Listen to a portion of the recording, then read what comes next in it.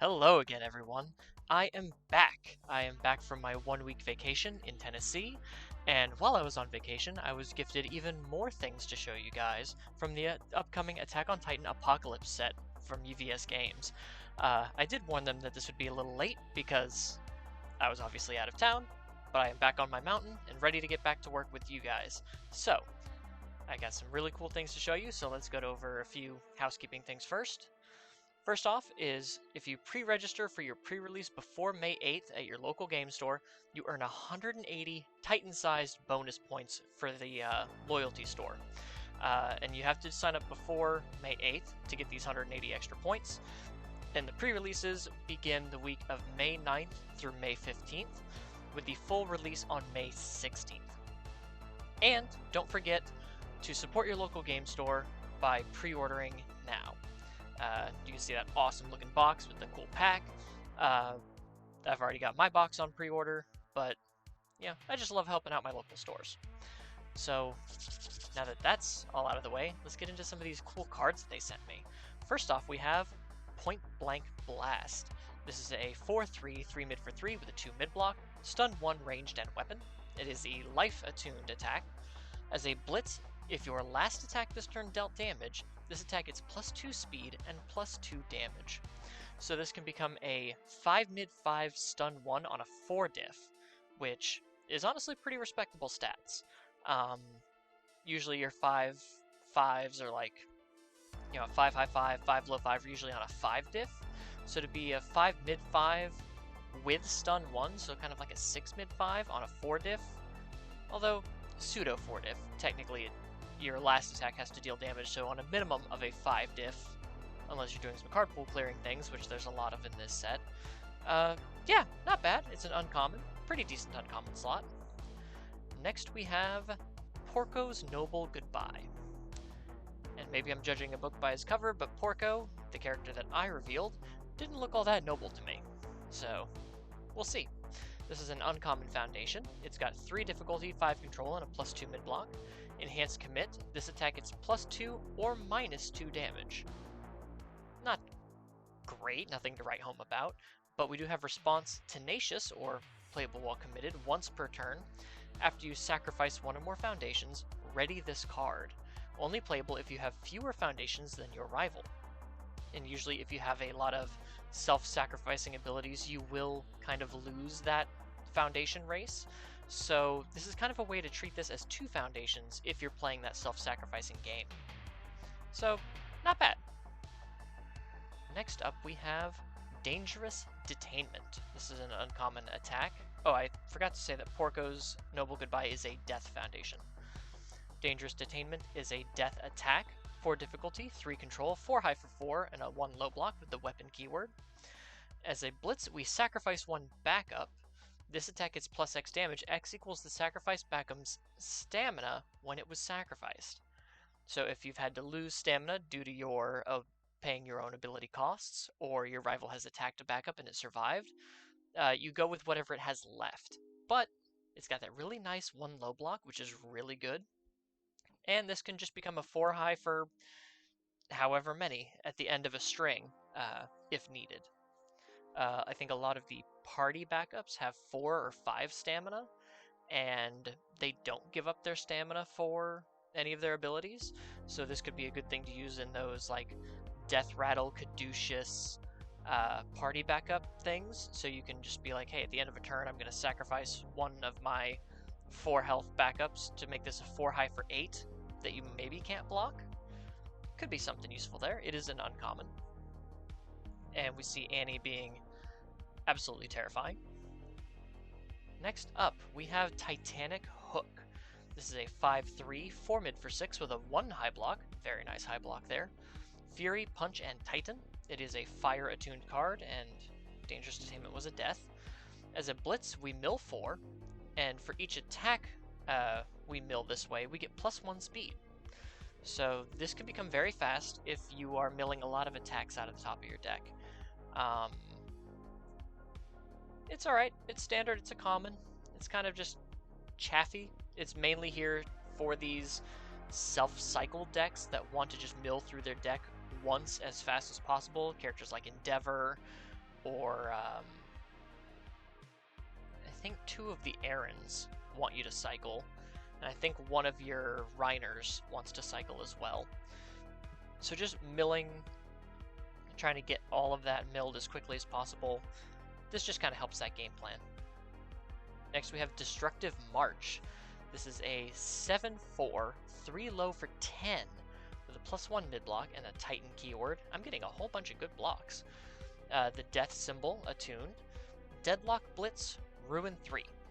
So that means if our rival has at least 11 foundations in their stage, we get to force them to sacrifice 3 face down foundations, or as many as possible if they only have like 2.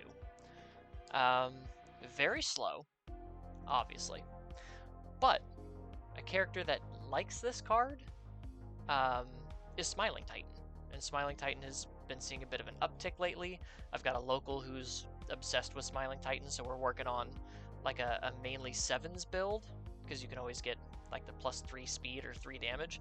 So to make this a 6 low for 10 with a 1 mid block and a handy bit of deadlock there, not bad. It's not the best, but still pretty good. This was the card I was most excited about when I saw the cards I was previewing for you guys. Filled with Doubt. This is an action card. It's a 2/5 with a 2 mid block and the infinity symbol, so any character can play it. Response: after your rival plays an attack, seal it. Now, this does stay in your card pool. This does not remove for its own cost. That does make it a little bit tricky. But to be able to have another card other than Nonagon to tell Nick Reagan that he has to go take a walk is really good, because a card that is sealed loses all of its abilities and cannot gain abilities during this turn. So Nick Reagan's remove 8 and possibly splice another attack's abilities onto the current attack doesn't work. Nonagon is really good into Nick Reagan because it seals attacks. This can seal your rival's sweeping daggers, so they cannot remove your attacks from your discard pile and gain your own abilities. It's just it's a rare action, so that's pretty good. I think this is a really sweet rare, and I think this is going to be one that people are going to want a lot of.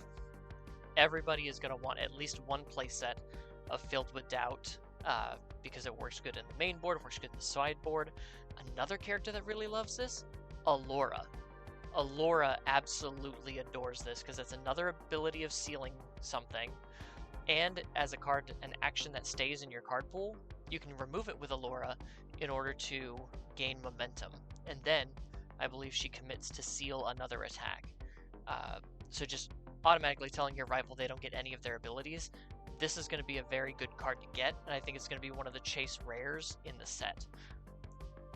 I haven't looked at the entire set full on, but I would be surprised if this was not the most expensive rare simply because of how generically good it is.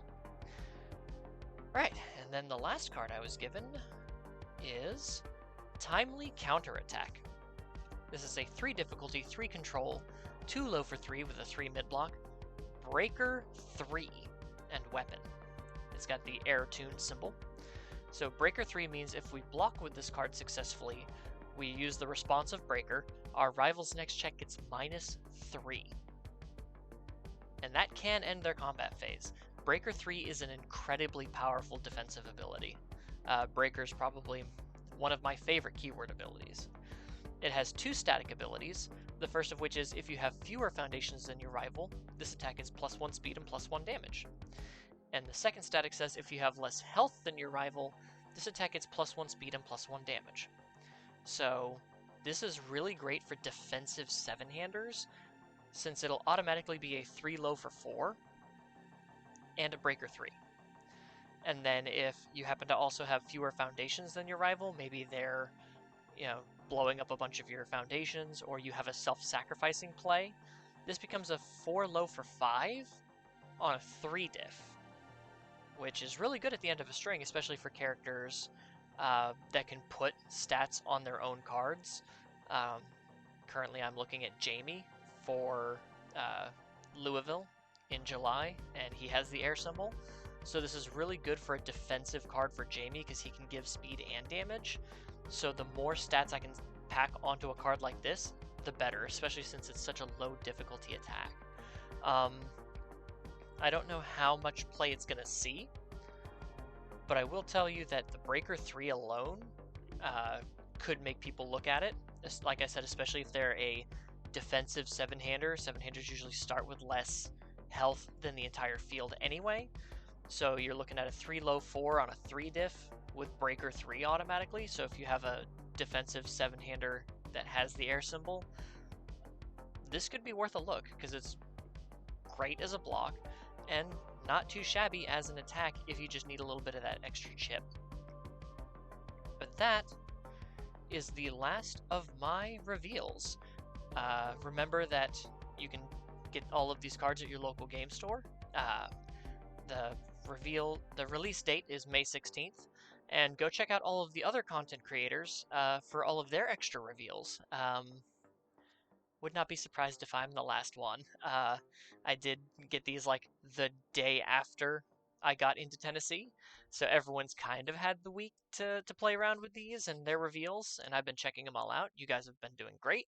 So I'm probably one of, if not the last. So last but not least. But anyway, check out these cards at your local game store, and I will see you guys in the next one. Take care.